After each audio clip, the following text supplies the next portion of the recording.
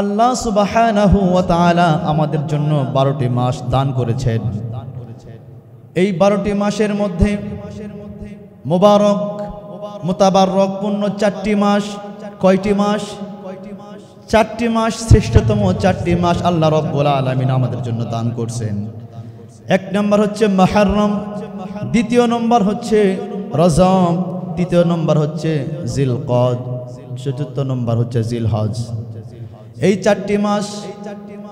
4টি মাস আল্লাহ সুবহানাহু ওয়া তাআলা আমাদের জন্য বিশেষভাবে দিয়েছেন। বিশেষ এর ব্যাখ্যা হচ্ছে আমার ভাইরা, এই 4টি মাসে কোনো যুদ্ধ, কোনো বিগ্রহ, কোনো ঝগড়া বিবাদ করা যাবে না। মুহররম মাস, রজব মাস, জিলকদ, জিলহজ, এই 4টি মাসে মারামারি, এই যুদ্ধ, এই ঝগড়া বিবাদ করা ইসলাম নিষেধ করে দিয়েছেন। আমার ভাইয়েরা, আল্লাহ সুবহানাহু ওয়া তাআলা 12টি মাসের মধ্যে শ্রেষ্ঠতম 4টি মাস দান করেছেন। মুহররম, রজব, জিলকদ আর জিলহজ, এই 4টি মাসের মধ্যে শ্রেষ্ঠতম একটি মাস হচ্ছে মুহররম মাস। সুবহানাল্লাহ, মুহররম মাস শ্রেষ্ঠ মাস। এই মাসের এত বরকত, এত মুবারক, এত মুতাবাররক পূর্ণ এই মাসটি। আমার ভাইয়েরা, এই মুহররম মাস আল্লাহ সুবহানাহু ওয়া তাআলা আমাদেরকে দান করেছেন। এই মুহররম মাসে একটি তারিখ আছে, দিন আছে, 10 মুহররম। এই 10 মুহররমকে আমরা বলি আশুরা, ঠিক কিনা বলেন? 10 মুহররমকে আমরা বলি আশুরা। আশুরা নামকরণ কেন করা হয়েছে?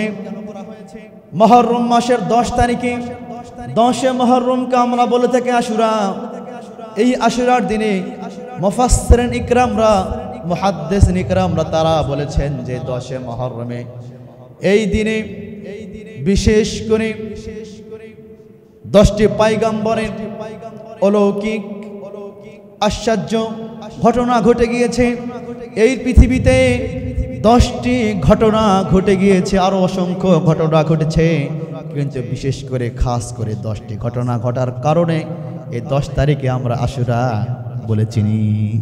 আল্লাহু আকবার, 10 মুহররম আশুরা সামনে আসতেছে, আগমন করছে। আমার ভাইয়েরা, এই 10 মুহররমে এই পৃথিবীকে পরিপূর্ণভাবে আল্লাহ রাব্বুল আলামিন সৃষ্টি করলেন।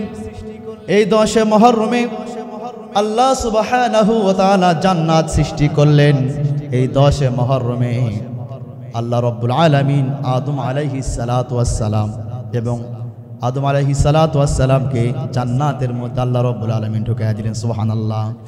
এই 10 মুহররমে আদম আলাইহিস সালাতু ওয়াস সালাম আম্মা জান হাওয়াকে জান্নাত থেকে পৃথিবীর জমিনে পদার্পণ করা হলো। আর এই 10 মুহররমে আদম নবী এবং হাওয়া, আম্মা জান হাওয়ার তাওবাকে আল্লাহ রাব্বুল আলামিন মাকবুলিয়াত করে দিয়েছেন। সুবহানাল্লাহ। আদম আলাইহিস সালাতু ওয়াস সালাম এবং মা হাওয়া, আম্মা জান হাওয়া তারা ইস্তেগফার বলেছেন রব্বানা যালামনা আনফুসানা ওয়া ইল্লাম তাগফির লানা ওয়া তারহামনা লানাকুনান্না মিনাল খাসিরিন। আল্লাহু আকবার। এই 10 মুহররমে আদম আলাইহিস সালাতু ওয়াস সালাম এবং আম্মা জান হাওয়ার তাওবা দোয়াকে আল্লাহ সুবহানাহু ওয়া তাআলা মঞ্জুর করে নিয়েছেন। সুবহানাল্লাহ বিহামদি। শুধু তাই নয় আমার ভাইয়েরা, এই 10 মুহররমে হযরতে ইব্রাহিম, জাতির পিতা ইব্রাহিম আলাইহিস সালাতু ওয়াস সালাম, তিনি অগ্নিকুণ্ড থেকে নিস্তার পেয়েছেন। এই 10 মুহররমে ফেরাউনের কবল থেকে মুসা কালিমুল্লাহ, তিনি আল্লাহ রাব্বুল আলামিন মুসা আলাইহিস সালাতু ওয়াস সালামকে ফেরাউনের কবল থেকে তিনি বাঁচিয়েছেন। সুবহানাল্লাহ।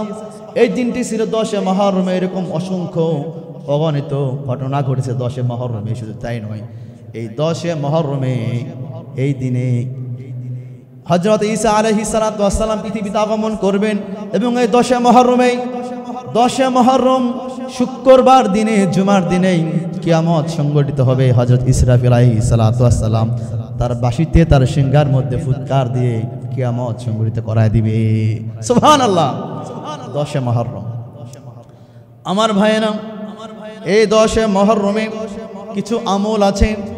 মুহররম মাসের তো আমল আছেই, 10 মুহররমের কিছু আমল আছে আমার ভাইয়েরা।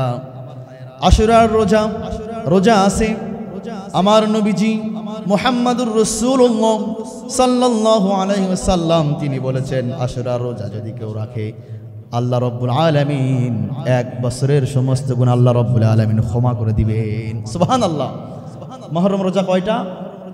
2টা রোজা রাখবো, 9 মুহররম আর 10 মুহররম। সহিহ আল মুসলিম শরীফের হাদিস, আমার ভাইরা 1162তম হাদিস।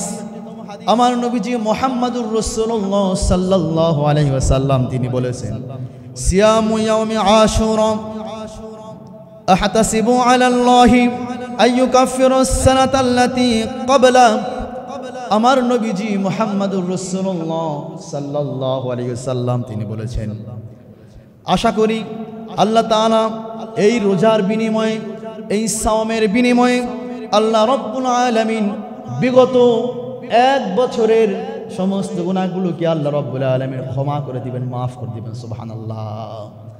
আমার নবীজি প্রথমবারে আশুরার রোজা একটি সাওম পালন করেছিলেন। একটি সাওম পালন করার পরে আমার নবীজি বললেন, আমার সাহাবা আজমাইনরা, আমি আগামী বছর যদি আমার হায়াত থাকে, আমি আগামী বছর থেকে মুহররমের 2টি রোজা রাখবো। কয়টি রোজা রাখবে? 2টি রোজা রাখবে। একটি হচ্ছে 9 মুহররম, 10 মুহররম। যদি কেউ না রাখতে পারে তাহলে 10 মুহররম, 11 মুহররম এরকম রাখবে, এরকম হাদিসের মধ্যে আসছে। আমার ভাইয়েরা, সহিহ আল বুখারী শরীফের 1163 নম্বর হাদিস।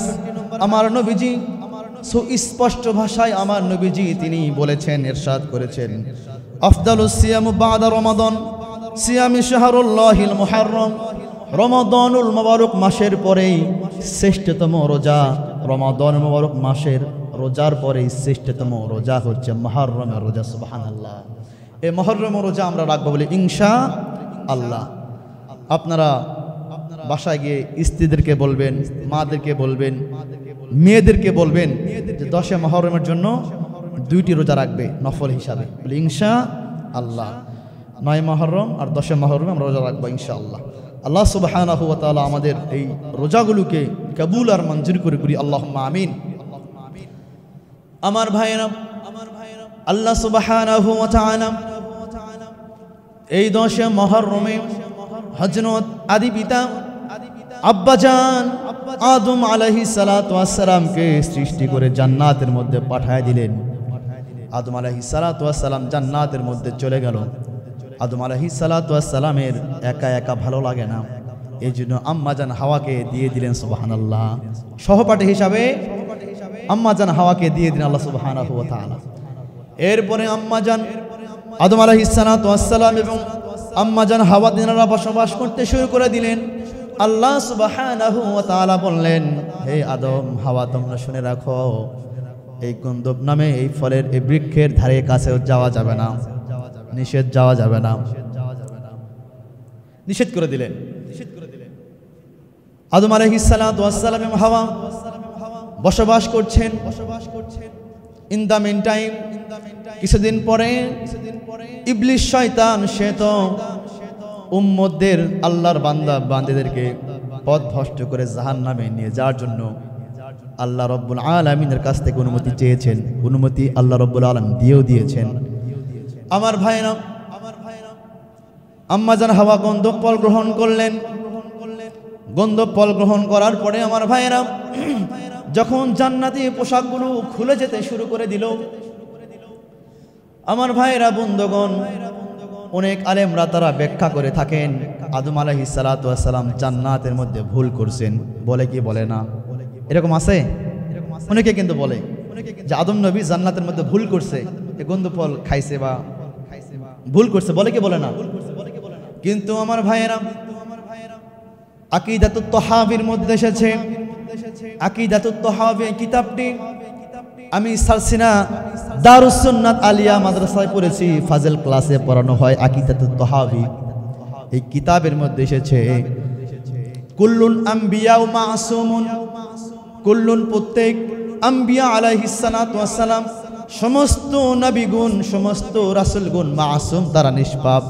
কোনো নবী কোনো রাসূলদের কোনো গুনাহ নাই। আছে গুনাহ? আছে গুনাহ নাই। তারা সাধারণ মানুষ নয়, তারা অসাধারণ। সুবহানাল্লাহ বিহামদি। আমার ভাইয়েরা, আর একটি ব্যাখ্যা এসেছে ইমাম সুয়ুতী রাহিমাহুল্লাহ, তিনি ব্যাখ্যা করেছেন জান্নাতের মধ্যে কোনো ভুল হতে পারে? পৃথিবীতে ভুল হয়, কিন্তু জান্নাতের মধ্যে কোনো ভুল নাই। জান্নাতের মধ্যে যা হবে সব ঠিক। পৃথিবীতে মদ্যপান করা যাবে না, হারাম, কিন্তু জান্নাতের মধ্যে কি মদপান করা যাবে? অবশ্যই যাবে। পৃথিবীতে যেই কাজগুলো করা হারাম নিষেধ, জান্নাতের মধ্যে এগুলো সব করা যাবে, কোনো সমস্যা নাই। এই জন্য ইমাম সুয়ুতী রাহিমাহুল্লাহ তিনি ব্যাখ্যা করেছেন জান্নাতের মধ্যে কোনো ভুল নাই, কোনো ভুল নাই, যা হবে সব ঠিক। সুতরাং আল্লাহ রাব্বুল আলামিন মানুষকে সৃষ্টি করেছেন এই কারণে পৃথিবীতে পদার্পণ করার জন্য। আল্লাহ রাব্বুল আলামিন বলছেন, ওয়ামা খলাকতুল জিন্না ওয়াল ইনসা ইল্লা লিয়াবুদুন, আমি আল্লাহ পৃথিবীতে মানুষ এবং জিনকে পদার্পণ করেছি আমি আল্লাহ আমার দাসত্ব করার জন্য, আমি আল্লাহ আমার ইবাদত করার জন্য। তাহলে মানুষকে আল্লাহ পাক সৃষ্টি করেছেন আল্লাহ পাকের গোলামি করার জন্যই, আল্লাহ পাকের ইবাদত করার জন্যই সৃষ্টি করেছে। কিন্তু পৃথিবীতে আসার একটি মাধ্যম ছিল। সুবহানাল্লাহ বিহামদি।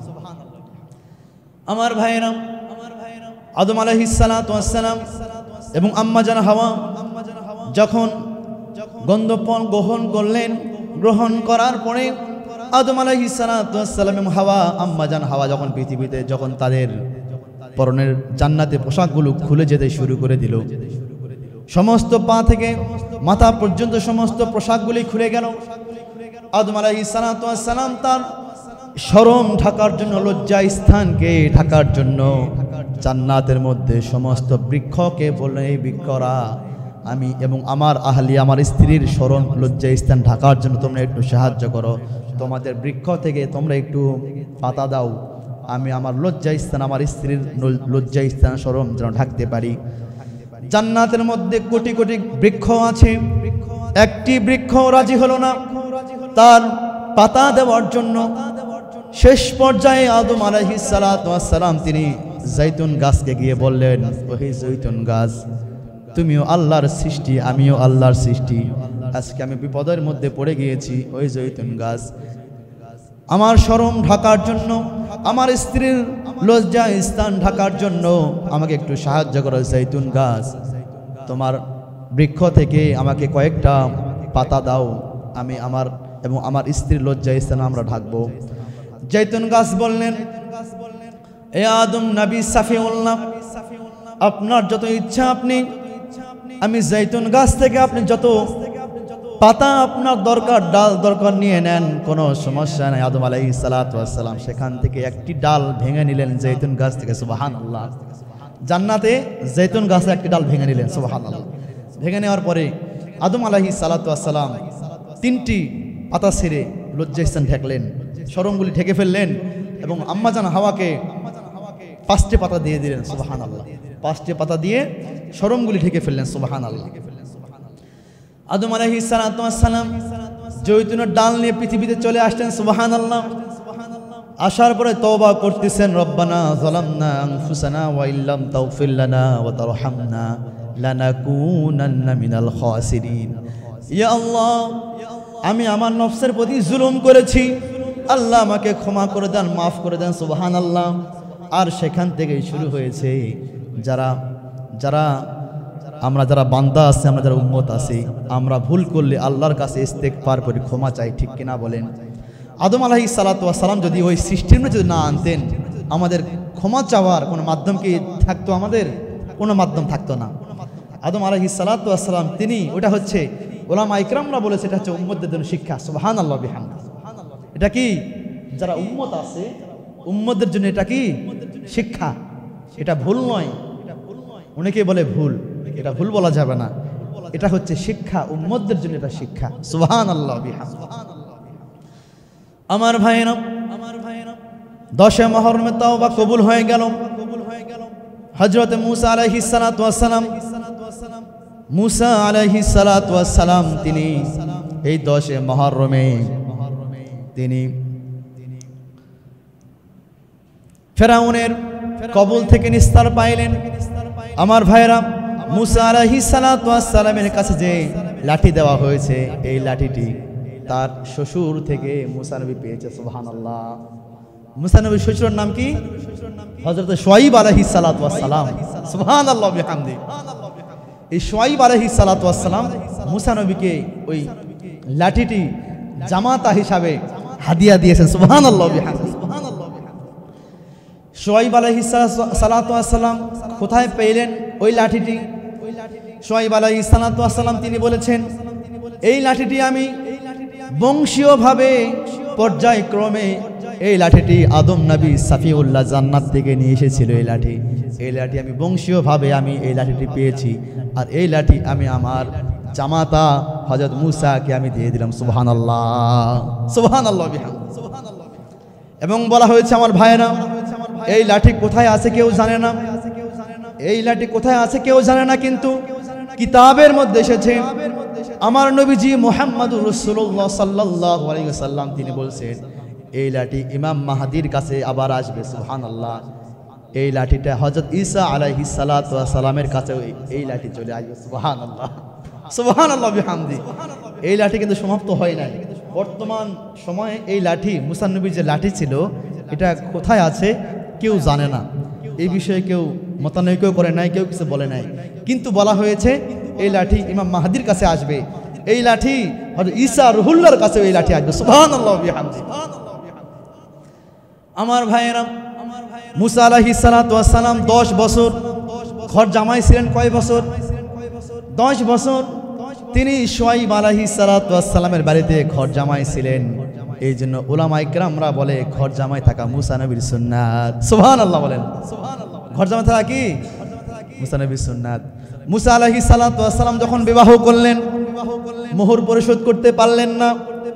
মোহর দেওয়া হচ্ছে, মোহর সঙ্গে সঙ্গে পরিশোধ করা সুন্নাত, আর মোহর বিয়ে করার পরে সঙ্গে সঙ্গে দেওয়া সুন্নাত, কিন্তু মোহর পরিশোধ করা হচ্ছে ওয়াজিব। কি ওয়াজিব? হযরত মুসা আলাইহিস সালাতু ওয়াস সালাম তিনি মোহর দিতে পারলেন না। মুসা আলাইহিস সালাতু ওয়াস সালাম 10 বছর তার শ্বশুর বাড়িতে ঘর জামাই ছিলেন, আর সেখানে খেটে তার মোহরানা শোধ করেছে। সুবহানাল্লাহ। আচ্ছা, আমরা কি এখানে কেউ আছি যে আমরা আমাদের মোহরানা শোধ করছি পরিপূর্ণভাবে, বিয়ের পরে শোধ করছি? এরকম কেউ আছেন? সবাই আছেন? মাশাআল্লাহ, আলহামদুলিল্লাহ, পাইছি একজন। এরকম আছে? আলহামদুলিল্লাহ। এরকম অনেক আছে যে বিয়ের পরে অর্ধেক কিছু দেয়, স্ত্রীকে দিয়ে দেয় অর্ধেক টাকা মোহর হিসাবে, আর অর্ধেক টাকা বাকি রাখে। অনেকে আবার বাসর রাতে স্ত্রীর কাছে গিয়ে ক্ষমা চায়। আবার অনেকে আছে যে হুজুর আমি মোহরানা দিই, ঠিক আছে, কিন্তু আমার এই বাড়ি থেকে, অর্থ থেকে আমার স্ত্রী অনেক টাকা নিছে, আমি আমার স্ত্রীকে স্বর্ণ অলংকার বানিয়ে দিয়েছি, আমার স্ত্রীকে 2 বিঘা জমি আমি লিখে দিয়েছি, এরপর আমার মোহরানা শুধু হয়নি, অনেক কিছু আমার স্ত্রী পেয়েছে। কিন্তু আমার ভাইয়েরাও, ফুকাহা আইজমরা তারা বলেছেন মোহরানার বিষয়টা আলাদা। আপনি আপনার স্ত্রীকে হাদিয়া দিবেন, গিফট করবেন, এটা তো সুন্নাত, এটা তো ভালো কাজ, কিন্তু আপনার স্ত্রীকে আপনি মোহরানা দিবেন, এটা উল্লেখ করে খাস করে মোহরানা শোধ করতে হবে। ঠিক কিনা বলেন? মোহরানা বিষয়টা অন্য বিষয়। ফুকাহা আইজমরা বলেছে আমার ভাইয়েরা, যদি কেউ মোহরানা শোধ না করে, মোহরানা পরিপূর্ণভাবে স্ত্রীকে শোধ না করে যদি কেউ মারা যায়, আল্লাহ রাব্বুল আলামিন কিয়ামতের মাঠে, মহা মুসিবতের মাঠে জিনা যারা জিনা করে, পৃথিবীতে জিনা যারা করে, এদের কাতারে ওই ব্যক্তিদেরকে উঠানো হবে। নাউজুবিল্লাহ। যারা পরিপূর্ণভাবে পরিশোধ না করে যদি মারা যায়, কিয়ামতের দিন জিনাখোরদের, জিনাদারদের কাতারে আল্লাহ পাক তাদেরকে উঠাবেন। সুতরাং এই পরিশোধ করতে হবে আমাদেরকে। পরিশোধ করবেন বলে ইনশাআল্লাহ। আমার ভাইয়েরা, হযরত মুসা আলাইহিস সালাতু ওয়াস সালাম মোহরানা শোধ করার পরে সে বাসায় তার স্ত্রীকে নিয়ে আসলেন। আমার ভাইয়েরা, মুসার নবীর যে লাঠি ছিল, এই লাঠির 7টি গুণ আছে। কয়টি গুণ আছে? 7টা গুণ আছে, বৈশিষ্ট্য আছে। শুনবেন তো ইনশাআল্লাহ। মুসা নবীর যে লাঠি, এই লাঠির 7টি গুণ। সুবহানাল্লাহ বিহামদি। সম্মানিত হাজিরিন, হযরত মুসা নবীর লাঠির নাম ছিল আসা। কি নাম ছিল? আসা। আরবিতে বলা হয় আসা, আর বাংলা বলা হয় আসা। মুসা নবীর যে লাঠি ছিল, লাঠির নাম ছিল আসা। সুবহানাল্লাহ বিহামদি। আমার ভাইয়েরা, মুসা নবীর লাঠির বৈশিষ্ট্য 7টি বৈশিষ্ট্য। এর মধ্যে 1 নম্বর বৈশিষ্ট্য হলো হাইয়াতুন তাসআ। আল্লাহ রাব্বুল আলামিন বলেছেন হাইয়াতুন তাসআ। মুসা আলাইহিস সালাতু ওয়াস সালামের এই লাঠিটা সাপ হয়ে যেত। সুবহানাল্লাহ। মুসা নবীর লাঠি কি হয়ে যেত? সাপ হয়ে যেত। সুবহানাল্লাহ বিহামদি। লাঠি আল্লাহর হুকুমে বিশাল রূপে এবং জীবন্ত দৌড়ন্ত একটি সাপে পরিণত হয়ে যেত, এবং সাপ পৃথিবীতে দেখা যাবে না, কিয়ামত পর্যন্ত আর দেখা যাবে না। মুসা আলাইহিস সালাতু ওয়াস সালাম লাঠি যে এরকম সাপ হয়ে যেত। আমার ভাইয়েরা, আল্লাহ তাআলা যখন মুসা আলাইহিস সালাতু ওয়াস সালামকে নবুয়ত দিলেন, তখন এই লাঠিটি যখন নবুয়ত পেলেন মুসা আলাইহিস সালাতু ওয়াস সালাম, তখন অটোমেটিক মুসা নবীর কাছে এই লাঠিটি চলে গেল। সুবহানাল্লাহ। যখন মুসা আলাইহিস সালাতু ওয়াস সালাম নবুয়ত পেয়েছেন, নবুয়তের প্রথম নিদর্শনই হচ্ছে এই লাঠি মুসা নবীর কাছে এসেছে। সুবহানাল্লাহ বিহামদি।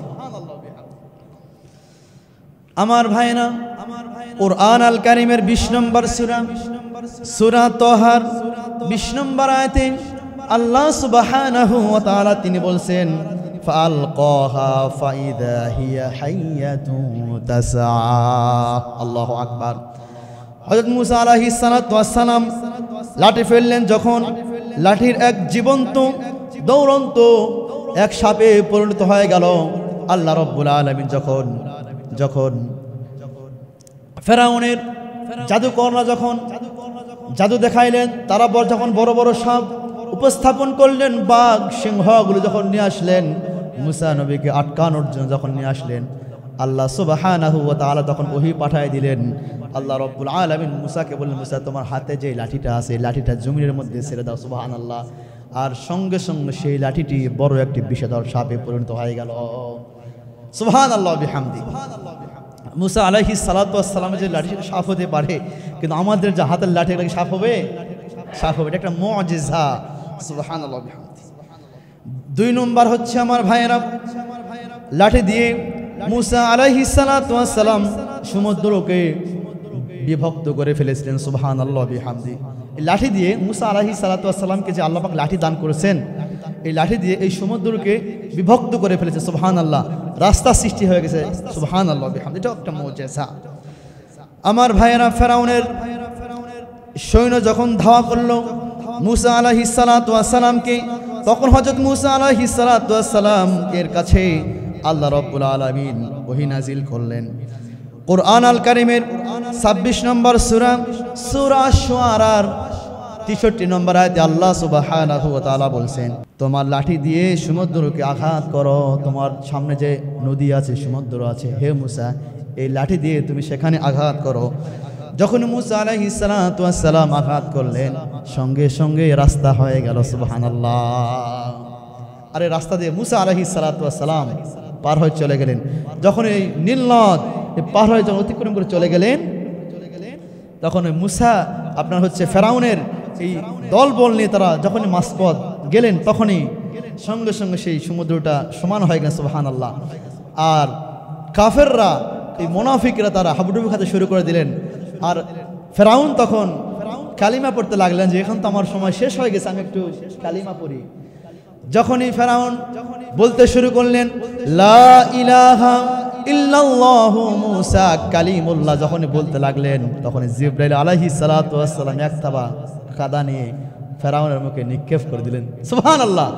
কারণ ফেরাউন যতদিন বেঁচে ছিল, ততদিন সে ইসলামের বিরোধিতা করেছে, ইসলামকে বন্ধ করার জন্য তাই তারা করেছে। ঠিক কিনা বলেন?